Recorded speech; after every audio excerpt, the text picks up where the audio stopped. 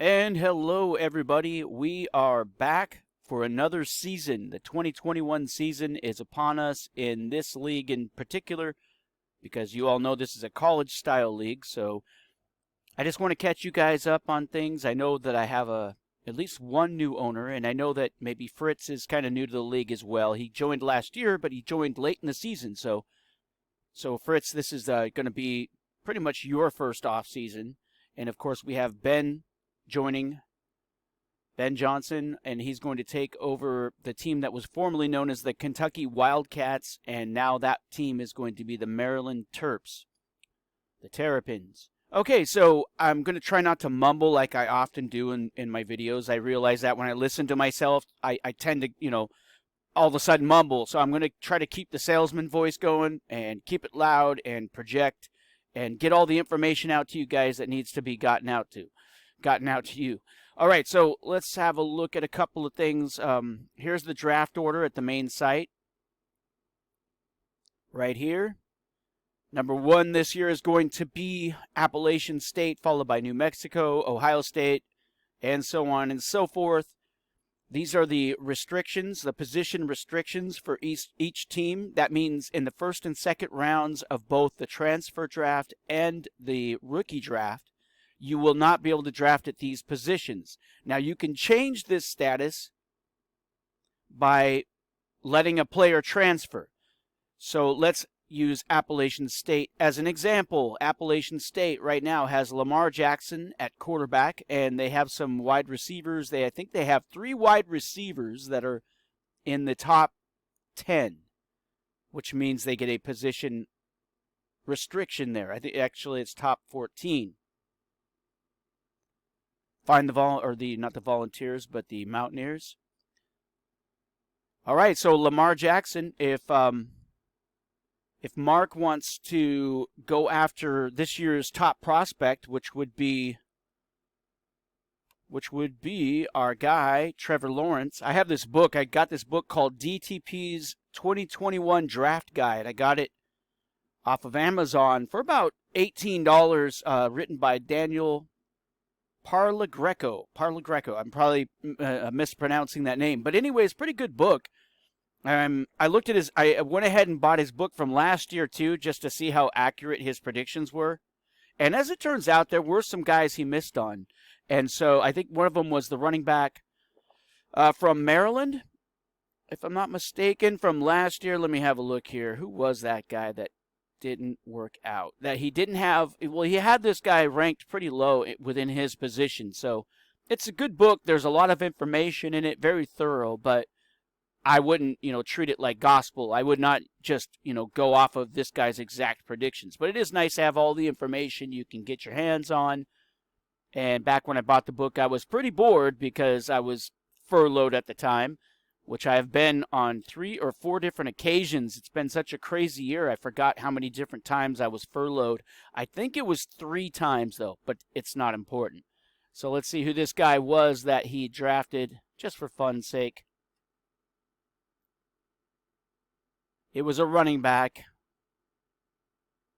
and I believe it was Antonio Gibson. That's right. Antonio Gibson was not ranked very highly in the 2020 version. And I know Antonio Gibson came into the season as kind of one of those players where nobody knew whether he was a running back or a wide receiver. But that's the kind of thing you'll find. Anyways, getting way off topic here. I just want to cover a couple of things here. Here's the draft order. We've been talking about, quarterback scenarios and situations. I was just looking at Maryland's team today, and that's what prompted me to make a video here. Let's go find the Terps. So this will be Ben's team now, Ben Johnson. That is Phil Johnson's son. Phil Johnson, who ran New Mexico last year, and we know how well he did. Okay, so apparently Joe Burrow's got some issues with an injury. He had that knee injury last season that ended his year. And, these quarterbacks always say, I'm very confident that I'm going to be ready for opening day. Well, that's really nice talk, but we've seen how this goes. Often they aren't ready when they're talking like that. So here's the deal. If I was Ben, and I had Joe Burrow, here's an option for me.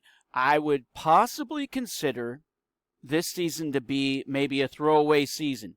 Now, seeing how Joe Burrow was a rookie last year,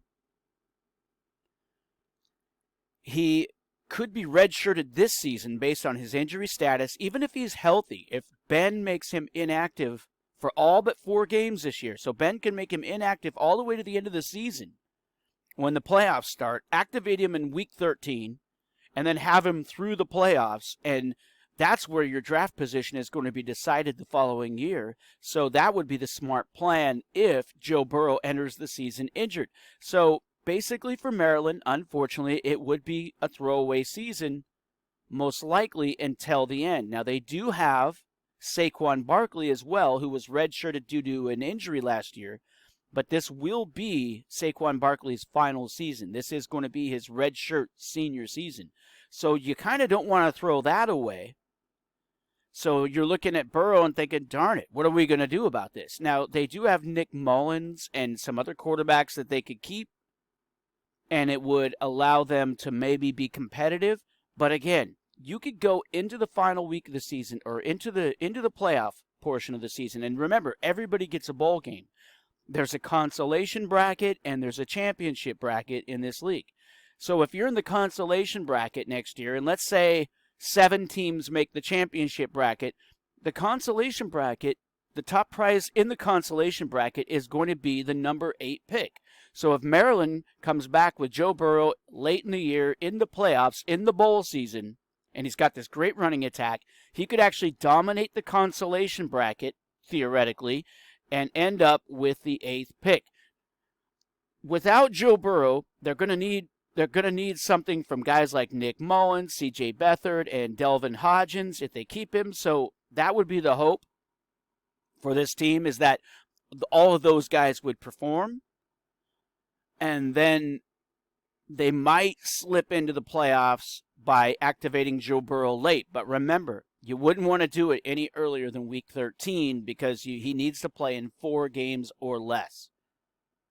So that's just one strategy, or just, this is an example of the kind of things that you will face in this league, the kind of decisions you will have to make in this league. And I would say it kind of stinks that Saquon Barkley would be a wasted season maybe. But with this solid running attack, and maybe if Maryland drafts at a running back position, they might be able to win a lot of games just with a dominant running attack and or receiver core. They could pick up one of the top wide receivers and maybe be competitive that way.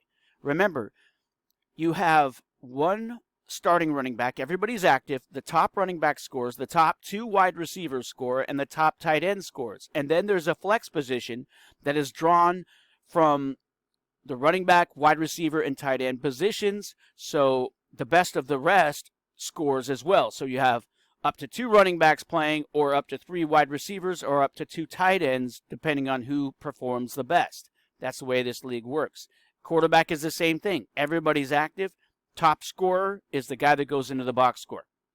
So it's just because Joe Burrow might not play this year, if he was redshirted for most of the season, doesn't mean the Terps can't make the playoffs. Remember, all you need is 7 wins. Now, I say all, that's not as easier said than done. But with 7 victories, he gets into the championship bracket, and he would be able to activate Joe Burrow at that time and still maintain his redshirt status because he played in 4 games or less. And remember, this league rewards success, not failure. So tanking will never get you a higher draft pick. You only get a higher draft pick through success in the bowl season after week 13. That's where your draft position is decided for the next year. And we'll look at it again, the draft order, once I get the page to load. And as you can see here, Appalachian State won the championship, so they get the number 1 pick. Michigan didn't win their final bowl game, and that's why they're picking last. If you guys want to see what happened last year, the 2020 season is archived, and you can go back in, and I've left all the information there on the archived season.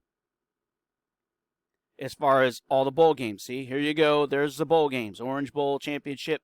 Last year, Appalachian State beat New Mexico 65-47. And the MVP was Alvin Kamara, running back. And, of course, he graduated. So go back there if you want to look at the old stuff. It even has the old teams from last year. All right? So now I have both of them up. So remember, there's that archive season down here that you can look at. At any rate, I think that's about it. That's just a little a starter. I want us to all watch the first 2 rounds of the NFL draft, which starts on Thursday this year. Thursday and Friday will be the big first couple of rounds, 2-3 rounds. So by Sunday, that weekend, your 23-man keeper list will be due, because I plan to start the transfer draft for those people who want to participate in the transfer draft the following weekend, the following Saturday. Now remember, you don't have to participate in the transfer draft. The transfer draft is mainly for opening up player positions to basically remove a draft restriction. If Appalachian State wants to draft Trevor Lawrence, they're going to have to let Lamar Jackson transfer. So he would drop to below 23 players, and Lamar Jackson would be one of those cuts. And then Mark could draft Trevor Lawrence. And, of course, in the transfer draft then, Lamar Jackson would fall to a team somewhere down here that does not have a restriction. So New Mexico would not be able to draft him, neither would Ohio State. Georgia would if they dropped the quarterback that they currently have, and that's Gardner Minshew. If they allowed him to transfer, they could then pick up Lamar Jackson. It's very simple. It's just like college league rules, where you allow people to transfer so you can bring in the guy that you want, the guy that you think is going to be your future. The only reason, of course, Mark would drop Lamar Jackson would be because Lamar's a senior this year. This will be the final season with Lamar. And maybe he thinks Trevor Lawrence is the better bet to build around for the next 4 years. Maybe App State even throws the season. They say, heck, let's just put Trevor Lawrence on redshirt status for most of the year, so we can ensure having him for 4 of his mature seasons. Now, of course, you want to be careful with that, because if he gets hurt during one of those following 4 seasons, it doesn't matter. You can't redshirt a guy 2 times, only once. So be wary of that. Don't just necessarily redshirt a guy his freshman season. You might want to wait until one of those seasons down the line in the first 4 years of his career to redshirt him based on an injury. And that could be the case this year with our Joe Burrow from last season. He had that injury, so maybe this is one of those years where you say, you know what, he's going to be testing out the knee. They're probably going to take it slow with the guy. Maybe this would be a year to consider redshirting him, and you could still have him active at the end of the year for 4 games and still improve your draft position in 2022. So that's just a quick video I wanted to throw out there.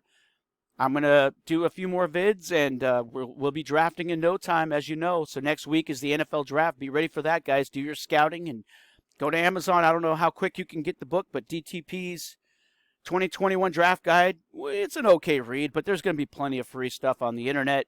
So get out there and do your scouting. Of course, I've told you guys all about the videos. These video links link to a YouTube page that I created. So you might want to look at running backs, let's say. Let's just go to wide receivers for fun. You click on the link. It'll take you to the YouTube play link or playlist as soon as it loads here. And there we have it. This is a playlist that I created, just pulling random videos off the internet, most of them from Just Bombs Productions. He does a really good job. And they're not necessarily in the order of their ranking by the scouts, but in general, the higher ranked scouting players or scouted players are going to be at the top of this list. Okay, I'm done talking like a salesman. I've just been trying to speak clearly and loud so that you guys can hear me. I know I have a tendency to mumble in my videos, and I want to end that. As much as I hate talking like a salesman, I have to project and act like I'm on stage. Otherwise, I'm going to bore you guys to death with these videos. And that is about all I have to say today. So we'll talk to you guys real soon, all right? Happy scouting.